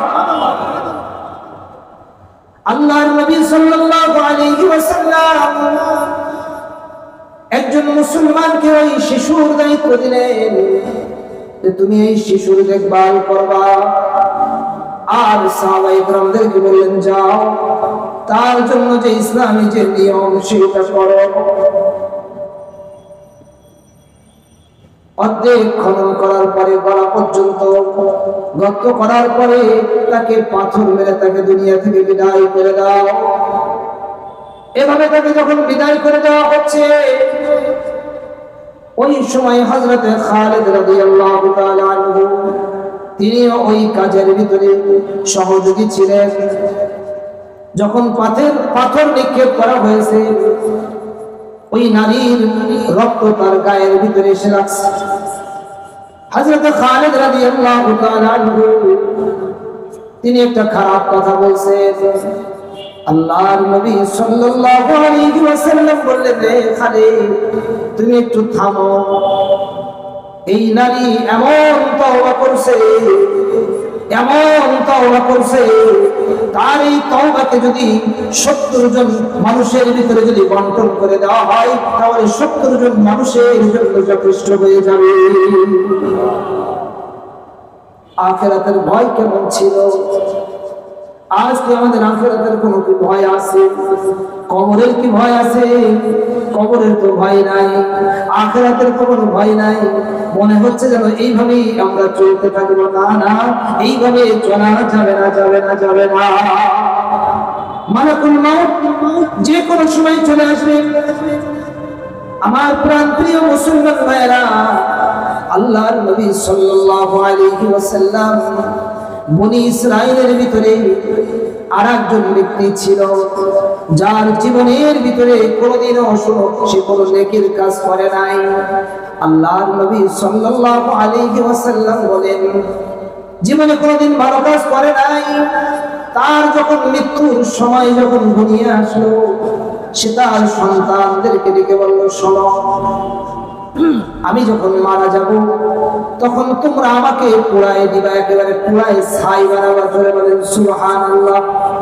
পোড়ায় তোমরা আমাকে একেবারে ছাই বানাবা। ছাই বানানোর পরে এর দুইটা ভাগ করবা। একটা ভাগ স্থলের ভিতরে উড়ায় দিবা, আর একটা ভাগ সমুদ্রের ভিতরে, নদীর ভিতরে, পানির ভিতরে ভাসায় দিবা। কেন তিনি এই কাজ করলেন? তিনি বলেন, আমাকে যদি আল্লাহ পাক রব্বুল আলামিন ধরতে পারেন, তাহলে আমাকে এমন শাস্তি দিবেন, দুনিয়ার বুকে এইরকম শাস্তি আর কাউকে দেন না। এই ব্যক্তি যে কথা বলেছিল, যে ওসিয়ত সন্তানদেরকে করেছিল, সন্তানরা সেই ওসিয়ত অনুযায়ী দায়িত্ব পালন করছে। সন্তানরা তাকে জ্বালায় পুড়ায় একেবারে ছাই বানায় ফেলছে। ছাই বানানোর পরে তার একটা অংশ স্থলের ভিতরে উড়ায় দিয়েছে, বাতাসে বিভিন্ন দিকে উড়ে চলে গেছে। আর একটা অংশ পানির ভিতরে ভাসায় দিয়েছে। পানি নদীর ভিতরে, সাগরের ভিতরে বিভিন্ন দিকে ছড়ায় গেছে। মালিকের শক্তি আছে না নেই? মালিকের শক্তি কত? মালিকের শক্তি হলো ইন্নামা আমরুহু ইযা আরাদা শাইআন আন ইয়াকুলা লাহু কুন ফায়াকুন। মালিকের শক্তি হলো কোন কিছু যখন মালিকের করার ইচ্ছে হয়, মালিক খালি বলেন খালি হয়ে যাও, সঙ্গে সঙ্গে সেই জিনিসটা হয়ে যায়। বেশি কিছু করা লাগে না, কিচ্ছু লাগে না। সুবহানাল্লাহ। এমন মালিকের নাফরমানি আমরা কিভাবে, কোন সাহসে করতেছি চিন্তা করেন তো। এই পরিবেশ আমাদেরকে ধোঁকায় ফেলে দিয়েছে, এই দুনিয়া আমাদেরকে ধোঁকায় ফেলে দিয়েছে, এই বিল্ডিং আমাদেরকে ধোঁকায় ফেলে দিয়েছে, এই সুন্দর সুন্দর গাড়ি আমাদেরকে ধোঁকায় ফেলে দিয়েছে, এই সুন্দর সুন্দর নারী আমাদেরকে ধোঁকায় ফেলে দিয়েছে। কি বলেন, ঠিক না? ধোঁকার ভিতরে পড়া যাবে না। মালিক বলেন ইয়া আইয়ুহাল ইনসান মা গাররাকা বিরাব্বিকাল কারীম। এর মানুষ, তোকে তোর দয়ালু রব থেকে কোন জিনিসে তোকে ধোঁকায় ফেলে দিল? তুই তো কিছুই ছিলি না, তোর কোনো অস্তিত্ব ছিল না, তোর কোনো নাম ছিল না, তোর কোনো দাম ছিল না, তোকে কেউ চিনত না। আমি আল্লাহ তোকে চিনানোর ব্যবস্থা করেছি। সুবহানাল্লাহ। কে আমাদেরকে চিনালেন? এই দুনিয়ায় আল্লাহ তাআলা যদি আমাদেরকে না বানাতেন, কেউ আমাদেরকে চিনত না। মনে করেন একটা বিবাহ করে নাই, একটা ছেলে অথবা মেয়ে বিবাহ করে নাই, তার কোনো সন্তান আমি নাই, বলেন তো ওই লোকের কেউ নাম জানে? তার চেহারা জানে? তার কথা জানে? কিচ্ছু জানে। কিন্তু যখন একটা সন্তান ভূমিষ্ঠ হবে, তখন আমরা জানতে পারবো যে এই ছেলে অথবা মেয়ে কালা, ধলা, উঁচু, মানে লম্বা, বেঁটে, মোটা, খাটো, এটা আমরা জানতে পারবো। কি বলেন, ঠিক না বেঠিক? প্রাণ প্রিয় মুসলমান ভাইরা, এই ব্যক্তিকে যখন এইভাবে জানাই দেওয়া হলো, উড়াই দেওয়া হলো, আল্লাহ পাক রব্বুল আলামিন স্থলভাগকে বাতাস হুকুম করলেন এক জায়গায় জমা করে দাও, আর সমুদ্রকে, নদীকে বললেন সব এক জায়গায় জমা করে দাও। সঙ্গে সঙ্গে একজন জ্যান্ত মানুষ হয়ে গেল। জোরে বলেন আল্লাহু আকবার। যখন এইভাবে জ্যান্ত মানুষ হয়ে আল্লাহ পাক রব্বুল আলামিনের সামনে দাঁড়ানো, রব্বুল আলামিন জিজ্ঞাসা করলেন, হে বান্দা, তুমি এমন নির্দেশ দিলে কেন? তখন ওই বান্দা উত্তর দিলেন, রব্বুল আলামিন আপনি তো জানেন, আনতা তাআলামু, আপনি তো জানেন আমি আপনার ভয়ে কেবলমাত্র এই কাজটা করেছি। রব্বুল আলামিন বলেন, আচ্ছা তুমি আমাকে এত ভয় করো, এত ভয় করো, যাও যাও, আমি আল্লাহ তোমাকে মাফ করে দিলাম। তাহলে ভয় করতে হবে কাকে? জোরে বলেন, ভয় করতে হবে কাকে? তাই তো মালিক বলেন, ওয়ালিমান খাফা মাকাম রাব্বিহি জান্নাতান। যে মালিকের সামনে দাঁড়ালো ভয় করবে, তার জন্য আল্লাহ পাক রব্বুল আলামিন খুশি হয়ে দুইটা জান্নাত দিয়ে দিবে। সে পাবে ডবল ডবল ডবল। হে যুবক, তোমার জীবনে যদি এমন কোনো ভুল হয়ে যায়, হে যুবতী, তোমার জীবনে যদি এমন কোনো ভুল হয়ে যায়, তুমি কাটি দিলে তওবা করো। আজ থেকে তোমার এমন তওবা হবে, এমন তওবা হবে, ওই নারীর মতন, একটু আগে যে ঘটনা আপনাদেরকে শোনালাম, ওই নারীর মতন এমন তওবা তুমি করবে, তোমাকে আল্লাহ তাআলা ডবল জান্নাত দান করবে। প্রিয় মুসলমান ভাইরা, হাসরের ময়দান কোনো স্বাভাবিক ব্যাপার হবে না। এক মাঠের ভিতরে সমস্ত মানুষদেরকে আল্লাহ পাক রব্বুল আলামিন এক ময়দানের ভিতরে একত্রিত করবেন। এই পাশে তাকালে ও পাশে দেখা যাবে, ওই পাশে তাকালে ওই পাশেও দেখা যাবে। আম্মা জান হযরত আয়েশা রাদিয়াল্লাহু তাআলা আনহা রাসূল পাক সাল্লাল্লাহু আলাইহি ওয়াসাল্লাম থেকে বর্ণনা করেন, وعن عائشة رضي الله تعالى عنها قالت سمعت رسول الله صلى الله عليه وسلم يقول يحشر الناس يوم القيامة حفاة عراة غرلا قلت يا رسول الله الرجال والنساء جميعا ينظر بعضهم إلى بعض আম্মা জান হযরত আয়েশা রাদিয়াল্লাহু তাআলা আনহা বলেন রাসূল পাক সাল্লাল্লাহু আলাইহি ওয়াসাল্লামকে আমি বলতে শুনেছি আল্লাহর নবী সাল্লাল্লাহু আলাইহি ওয়াসাল্লাম বলেছেন কিয়ামতের ময়দানে সব মানুষকে একত্রিত করা হবে এমন অবস্থায় কোনো ব্যক্তির পায়ের ভিতরে কোনো জুতা থাকবে না গায়ের ভিতরে কোনো পোশাক থাকবে না পুরুষেরও থাকবে না নারীরও থাকবে না খতনাবিহীন অবস্থায় সব মানুষকে এক ময়দানের ভিতরে উঠানো হবে আম্মা জান হযরত আয়েশা রাদিয়াল্লাহু তাআলা আনহা খুব বেশি চিন্তিত হয়ে পড়ছেন কারো শরীরের ভিতরে কোনো পোশাক থাকবে না তাহলে তো একজন পুরুষ আর একজন নারীর দিকে তাকাবে একজন নারী তো আরেকজন পুরুষের দিকে তাকাবে আম্মা জান হযরত আয়েশা রাদিয়াল্লাহু তাআলা আনহা আল্লাহর নবী সাল্লাল্লাহু আলাইহি ওয়াসাল্লামকে জিজ্ঞাসা করলেন ইয়া রাসূলুল্লাহ যদি এমনই হয় তাহলে তো এক নারী আর এক পুরুষকে দেখবে পুরুষ নারীকে দেখবে কি অবস্থা হবে বিশ্বনবী সাল্লাল্লাহু আলাইহি ওয়াসাল্লাম বলেন আয়েশা তুমি যা মনে করেছো তা না ও আয়েশা রে তুমি যা মনে করেছো তা নয় আল আমরু আশাদ্দু মিন আন ইয়ানজুরা বাযুহুম ইলা বায ও আয়েশা রে সময়টা এত ভয়াবহ হবে কেউ কারোর দিকে তাকাবে এই ফুরসাত কারণ থাকবে না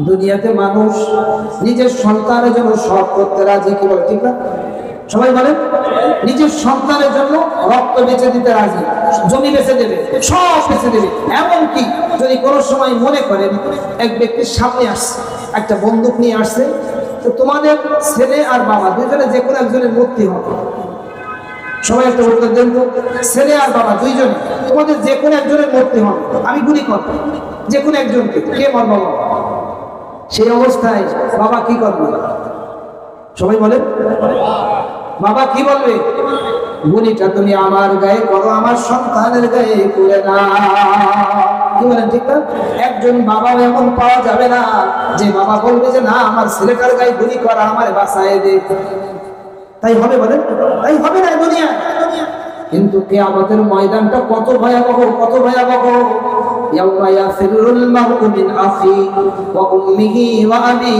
ওয়া সাহিবাতিহি ওয়া বানি লিকুল্লি ইমরিইন মিনহুম ইয়াউমা ইদিন শা'নুন ইউগনি ওই দিনটা এত ভয়াবহ হবে আপনারা মনে করেন না যেটা হুজুরদের মনে বানানো কথা না নাউজুবিল্লাহ এটা মালিকের কালাম এর ভিতরে কোনো হেরফের হয় না এর ভিতরে কোনো ভুল নাই এর ভিতরে কোনো সন্দেহ নাই এটা মালিকের কালাম মালিক যেভাবে বলছে সেটাই হবে ভাই তার ভাইয়ের থেকে পলায়ন করবে মা তার সন্তানের থেকে পলায়ন করবে বাবা তার সন্তান থেকে পলায়ন করবে সন্তান তার বাপের থেকে পলায়ন করবে কুল্লুম লিমিনহুম ইয়াওমাইদিন শা'নুন ইউগনি প্রত্যেকে নিজের চিন্তায় অস্থির থাকবে এমন একটা সময় এমন একটা কঠিন দিন আমাদের সামনে আসতেছে ভাই সেই দিন আসতেছে সেই দিনটা কত ভয়াবহ সেই দিনে আমি তো আর আপনি নবীরা পর্যন্ত সব নফসি বলবেন হযরত শীষ পয়গম্বর বলবেন নফসি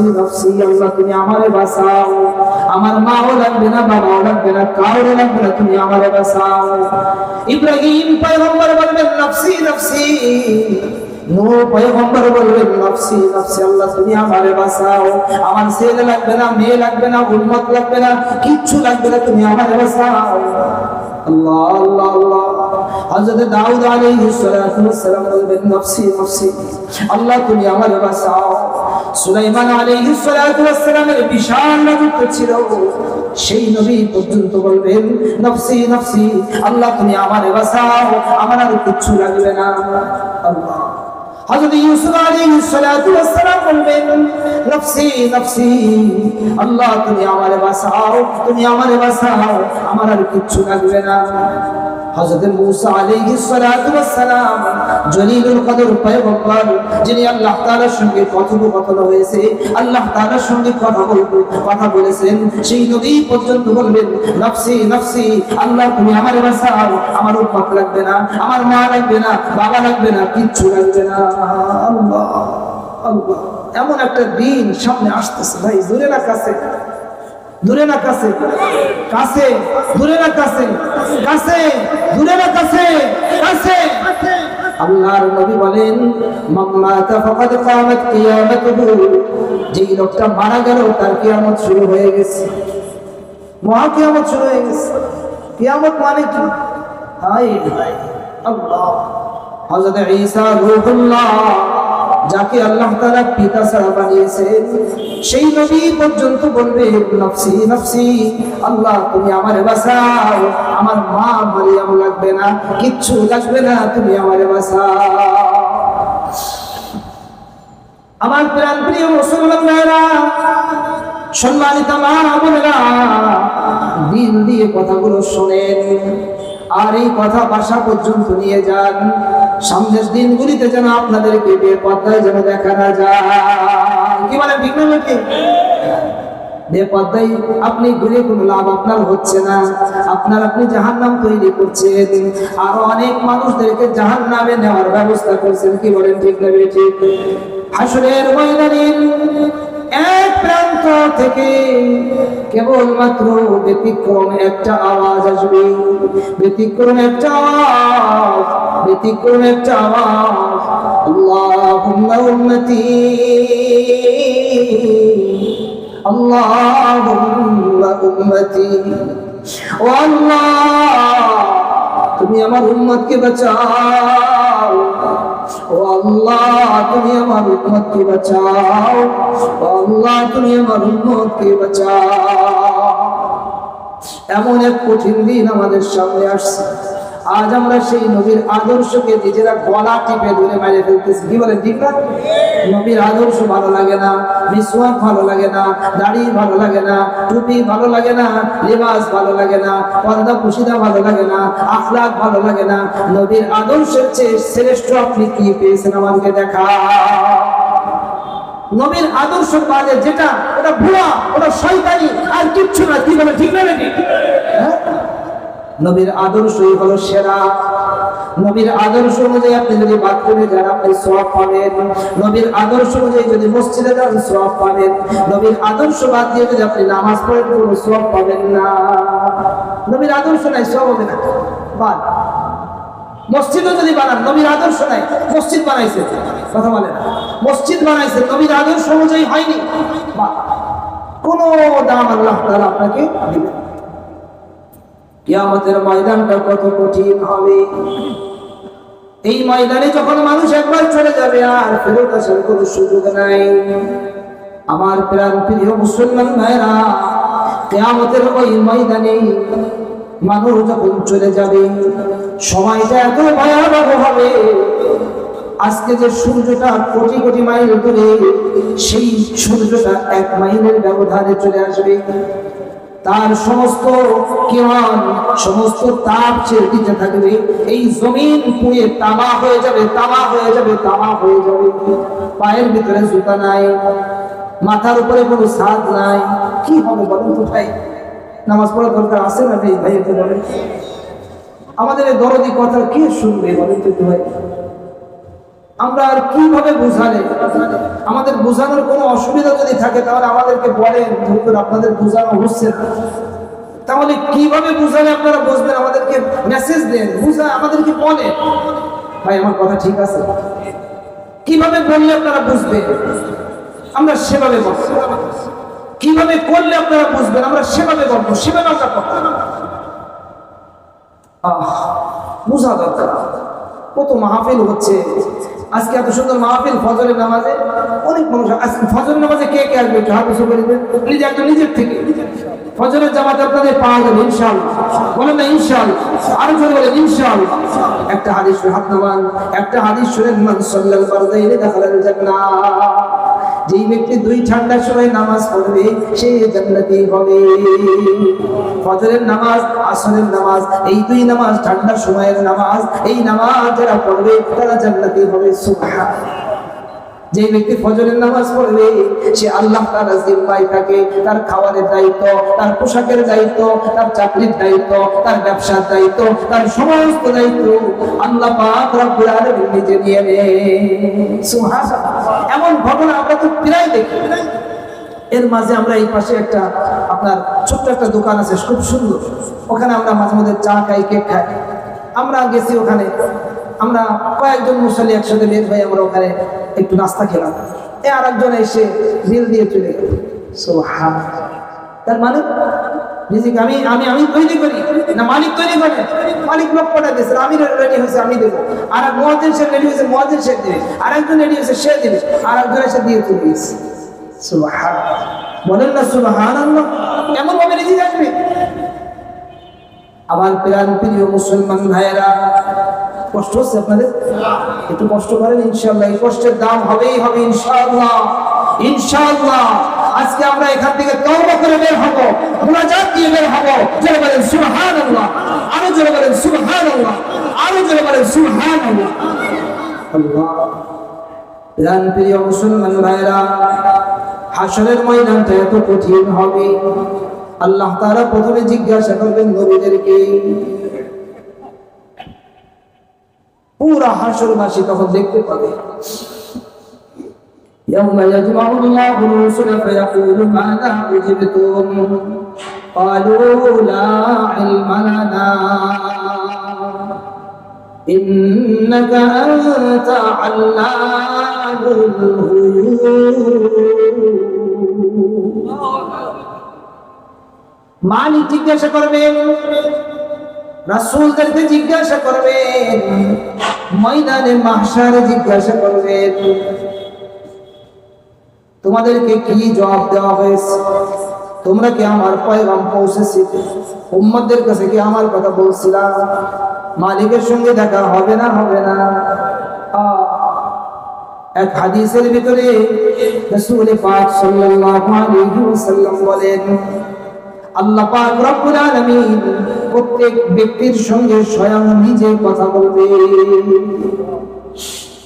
একদম ফেস টু ফেস, সরাসরি, কোনো দোবাসি থাকবে না, কোনো আড়াল থাকবে না, সরাসরি। যেমন আমি আপনি সরাসরি, এরকম ফেস টু ফেস, সরাসরি মালিকের সামনে আপনার দাঁড়ানো লাগবে, আমারও দাঁড়ানো লাগবে, মা বোনদেরও দাঁড়ানো লাগবে না, লাগবে না।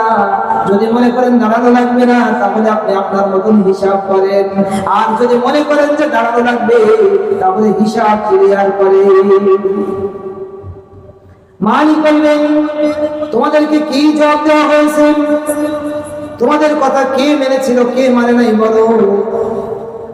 কিয়ামতের ময়দানের ভয়াবহতা কেমন হবে দেখেন। রাসূলগণ বলবেন, ক্বালু লা ইলমা লানা, আল্লাহ আমাদের কোনো ইলম নাই, আমরা জানি না, আমরা জানি না।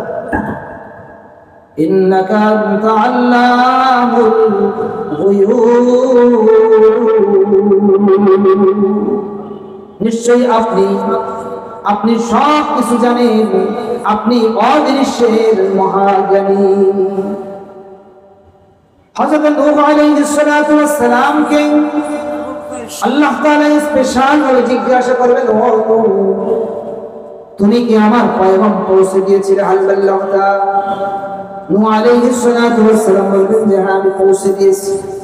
তোমার কি কোনো সাক্ষী আছে? তার কওমের লোক বলবে না, আমাদের কাছে পৌঁছায়নি, আমাদের কাছে কি করিনি, পৌঁছায়নি। নূহ আলাইহিস সালাতু ওয়াস সালামের কাছে আল্লাহ পাক রব্বুল আলামিন জিজ্ঞাসা করবেন, তোমার কোনো সাক্ষী আছে? নূহ আলাইহিস সালাতু ওয়াস সালাম বললেন, আমার সাক্ষী হলেন আখিরি জামানার পয়গম্বর জনাবে মুহাম্মদুর রাসূলুল্লাহ সাল্লাল্লাহু আলাইহি ওয়াসাল্লাম এবং তার উম্মত। সুবহানাল্লাহ। কিয়ামতের ময়দানে আপনারা সাক্ষী হবেন। আল্লাহ তার মানে জিজ্ঞাসা থেকে কেউ সরতে পারতেছে না, তাহলে বোঝেন হাসরের ময়দানে তখন অবস্থাটা কেমন হবে। আল্লাহ পাক রব্বুল আলামিন ঈসা আলাইহিস সালাতু ওয়াস সালামকে জিজ্ঞাসা করবেন, وَإِذْ قَالَ اللَّهُ يَا عِيسَى ابْنَ مَرْيَمَ أَأَنْتَ قُلْتَ لِلنَّاسِ اتَّخِذُونِي وَأُمِّيَ إِلَٰهَيْنِ مِن دُونِ اللَّهِ। ও ঈসা, তুমি কি উম্মতদেরকে কথা বলেছিলে যে আল্লাহকে বাদ দিয়ে তোমাকে আর তোমার মা মারিয়ামের পূজা করার জন্য, ইবাদত করার জন্য তুমি কি বলেছিলে? হযরত ঈসা আলাইহিস সালাতু ওয়াস সালাম বলবেন, রব্বুল আলামিন, আমি এই কথা বলবো এমন সাহস আমার কোথায়? আমি যদি এমন কিছু বলতাম তাহলে অবশ্যই অবশ্যই আপনি জানতেন। ঈসা আলাইহিস সালাতু ওয়াস সালামের কাছে প্রশ্ন করবেন আল্লাহ, কিয়ামতের ময়দানটা এত ভয়াবহ হবে। হযরত ইব্রাহিম আলাইহিস সালাতু ওয়াস সালামের পিতা আজরের সঙ্গে সাক্ষাৎ হবে। আজর ইব্রাহিম আলাইহিস সালাতু ওয়াস সালামের কথা দুনিয়ায় মানে নাই, মানছিল? মানে নাই। পিতাকে বহুত বুঝিয়েছেন, বাবা আমার কথাটা মানেন, আমার কথার বিপরীত আপনি কিছু করেন না। আজর মানে নাই। আজ আমাদের মানতে হবে, কি বলেন ভাই? মানতে হবে। মানার নামই কামিয়াবি, না মানার নাম কামিয়াবি না। নামাজি হতে হবে, দিনদার হতে হবে, আল্লাহওয়ালা হতে হবে, সন্তানকে আল্লাহওয়ালা বানাতে হবে, বিবিকে আল্লাহওয়ালা বানাতে হবে, কোরআন পড়নেওয়ালা বানাতে হবে, জিকির করনেওয়ালা বানাতে হবে, তাহাজ্জুদ গুজার বানাতে হবে। এটা তো কাজ করার জায়গা, এটা আরামের জায়গা নয়। কি বলেন, ঠিক না? আল্লাহ যখন আজরের সঙ্গে সাক্ষাৎ হবে, তখন ইব্রাহিম আলাইহিস সালাতু ওয়াস সালাম বলবেন, বাবা আমি কি তোমাকে বলেছিলাম না তুমি আমার নাফরমানি করো না? আজর তখন কিয়ামতের ময়দানে বলবে যে বাবা আমার পুত্র, আমি আর কোনোদিন তোমার নাফরমানি করব না। ভাই পরীক্ষার হল, এর ভিতরে যা করার করতে হবে। সবাই একটু কথা বলেন। পরীক্ষার হলের ভিতরে যা করার করতে হবে। 5 মিনিট সময় পাওয়া গেলে ওই 5 মিনিটও যদি সে কিছু লিখতে পারে তাহলে ফলাফল ভালো আসবে না? আসবে। কিন্তু পরীক্ষার হলে শেষ কিছুই লেখে নাই, অথবা লিখলেও ভুলভাল লিখছে, পরীক্ষার হল থেকে বের হয়ে গেলে এখন যদি স্যারের কাছে এসে বলে, স্যার আমার একটু খাতাটা দেন, আমি একটু লিখে দিই, এই সুযোগ কি আছে? কিয়ামতের ময়দানে চলে গেলে আর সুযোগ থাকবে না। এখন আমাদের সুযোগ আছে। সুবহানাল্লাহ। এখন আমাদের সুযোগ আছে না নেই? আমাদের সুযোগ আছে। আল্লাহ হযরত ইব্রাহিম আলাইহিস সালাতু ওয়াস সালাম আল্লাহ পাক রব্বুল আলামিনের কাছে দরখাস্ত করবেন, রব্বুল আলামিন আপনি তো বলেছিলেন কিয়ামতের ময়দানে আপনি আমাকে লজ্জিত করবেন না। আল্লাহ পাক রব্বুল আলামিন তখন জবাব দিবেন, ইন্নী হারামতুল জান্নাতা আলাল কাফিরিন। নাউজুবিল্লাহ বলে, নাউজুবিল্লাহ বলে। আমার প্রিয় মুসলমান ভাইয়েরা, শুধুমাত্র নিজের পরিবারে আত্মীয় স্বজন তারা একটু দিনদার হলো এইটুকের ভিতরে সীমাবদ্ধ থেকে না, আমাদের বাদেও হাজার হাজার মানুষ যারা জাহান্নামের দিকে রেডি হয়ে গেছে, নাউজুবিল্লাহ বলে, তাদেরকে বাঁচাতে হবে। তারা সব আল্লাহর নবীর উম্মত। আছে না নেই? এই কুফরি অবস্থায় তারা যদি চলে যায়, তাদেরকে হাতে ধরতে হবে, পায়ে ধরতে হবে যে ভাই তোমাদের পায়ে পড়ি, তোমরা খেয়াল করে দেখো ইসলাম যে সত্য তার বহু প্রমাণ, এই কোরআনই তার প্রমাণ। এরকম কোরআনের হাফেজ হাজারে হাজার, দেখো অন্য কিতাবে এরকম হাফেজ না, এরকম সুন্দর সুর হয় না, এবং এই কিতাবের ভিতরে যা বলা আছে তার বাস্তবতাও আছে। আছে না নাই? সুবহানাল্লাহ, সুবহানাল্লাহ। আমার প্রিয় মুসলমান ভাইরা, এইভাবে অন্য মানুষদেরকে বোঝাতে হবে। আল্লাহ পাক রব্বুল আলামিন ময়দানে মাহশরে জানায় দিবে, ইন্নী হারামতুল জান্নাতা আলাল কাফিরিন, আমি কাফেরদের জন্য জাহান্নামকে আমি হারাম ঘোষণা করেছি। ইব্রাহিম আলাইহিস সালাতু ওয়াস সালামের কষ্ট হবে একটু, কিন্তু ইতিমধ্যেই চেহারাকে আল্লাহ তাআলা পাল্টায় দিবেন, একটা লন্ডভন্ড একটা প্রাণীর ছবি দিবেন পায়ের দিকে, আজরকে এমন বানায় দিবেন। ইব্রাহিম আলাইহিস সালাতু ওয়াস সালামকে বলবেন, ইব্রাহিম নিচের দিকে তাকাও, নিচের দিকে তাকায় দেখবেন একটা লন্ডভন্ড গোবরে, মানে লেপে গোবরে একেবারে লন্ডভন্ড এমন একটা প্রাণী, তার হাত আর পাও ধরে জাহান্নামের ভিতরে নিক্ষেপ করে দেওয়া হবে। নাউজুবিল্লাহ। আমার প্রাণ প্রিয় মুসলমান ভাইরা,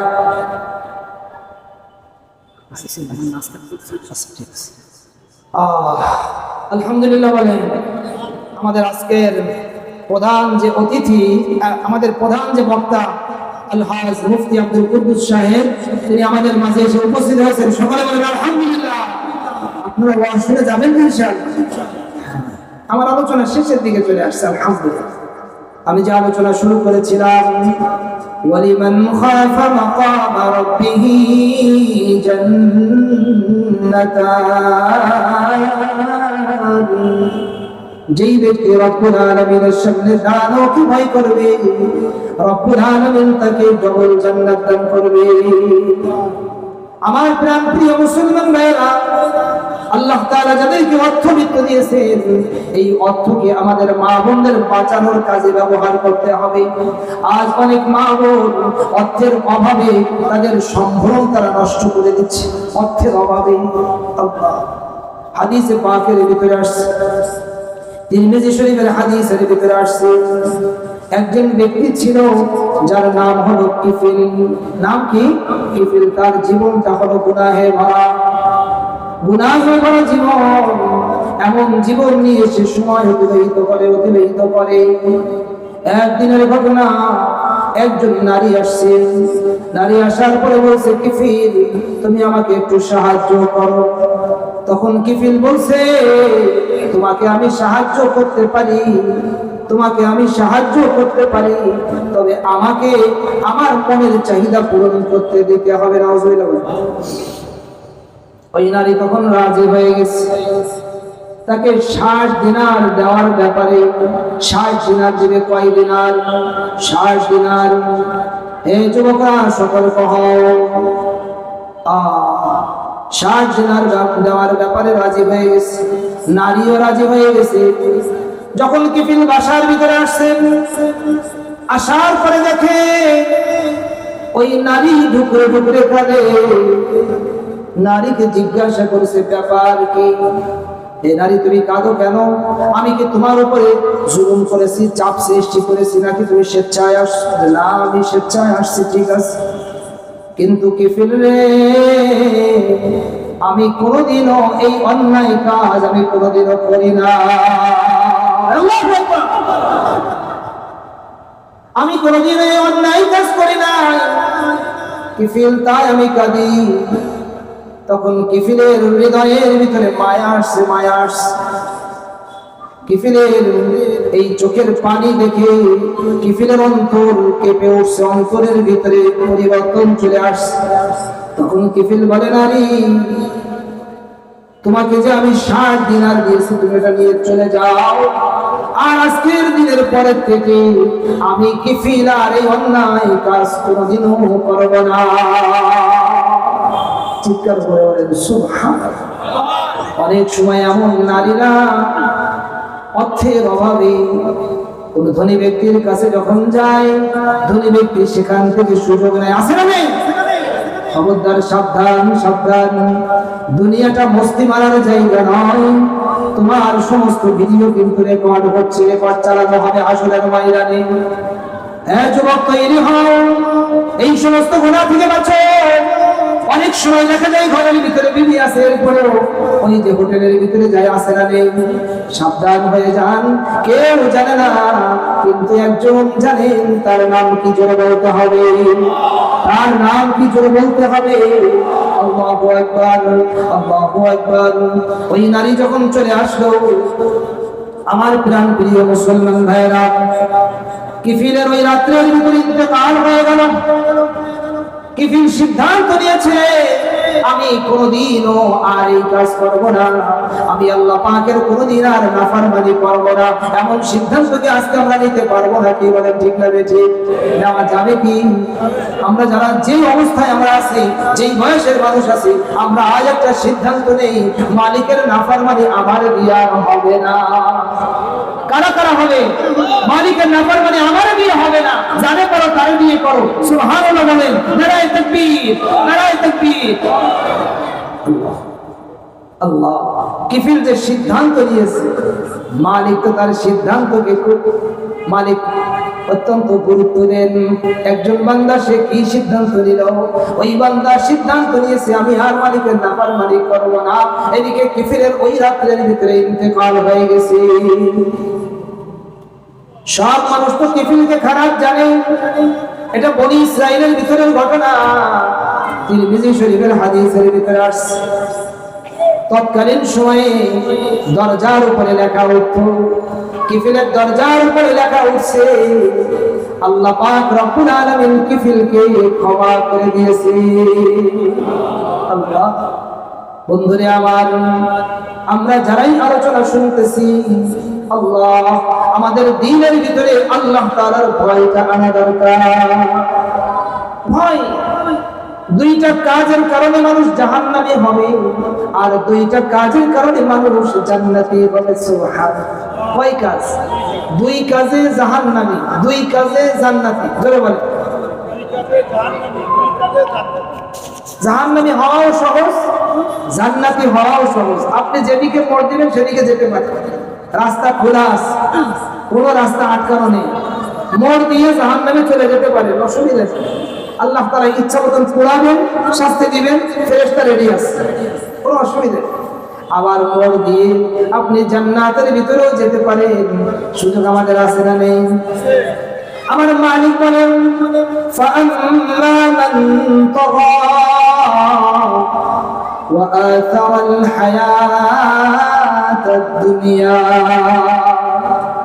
যেই ব্যক্তি সীমা লঙ্ঘন করবে, মালিক প্রত্যেকটা কাজের সীমানা দিয়েছেন, যেই ব্যক্তি সীমা লঙ্ঘন করবে, ওয়া আসারাল হায়াতাদ দুনিয়া, দুনিয়ার জীবনকে আখিরাতের জীবনের উপরে প্রাধান্য দেবে, এই দুই কাজ যে করবে, সীমা লঙ্ঘন যে করবে, যেই ব্যক্তি দুনিয়ার জীবনকে প্রাধান্য দিবে, আমার মালিক জানায় দিয়েছেন ফাইনাল জাহিমা হিয়াল মাওয়া, তার ঠিকানা জাহান্নাম। দুই কাজে জাহান্নাম, ক্লিয়ার ক্লিয়ার। আর দুই কাজ, ওয়া আম্মা মান খাফা মাকাম রাব্বিহি ওয়া নাহান নাফসা আনিল হাওয়া,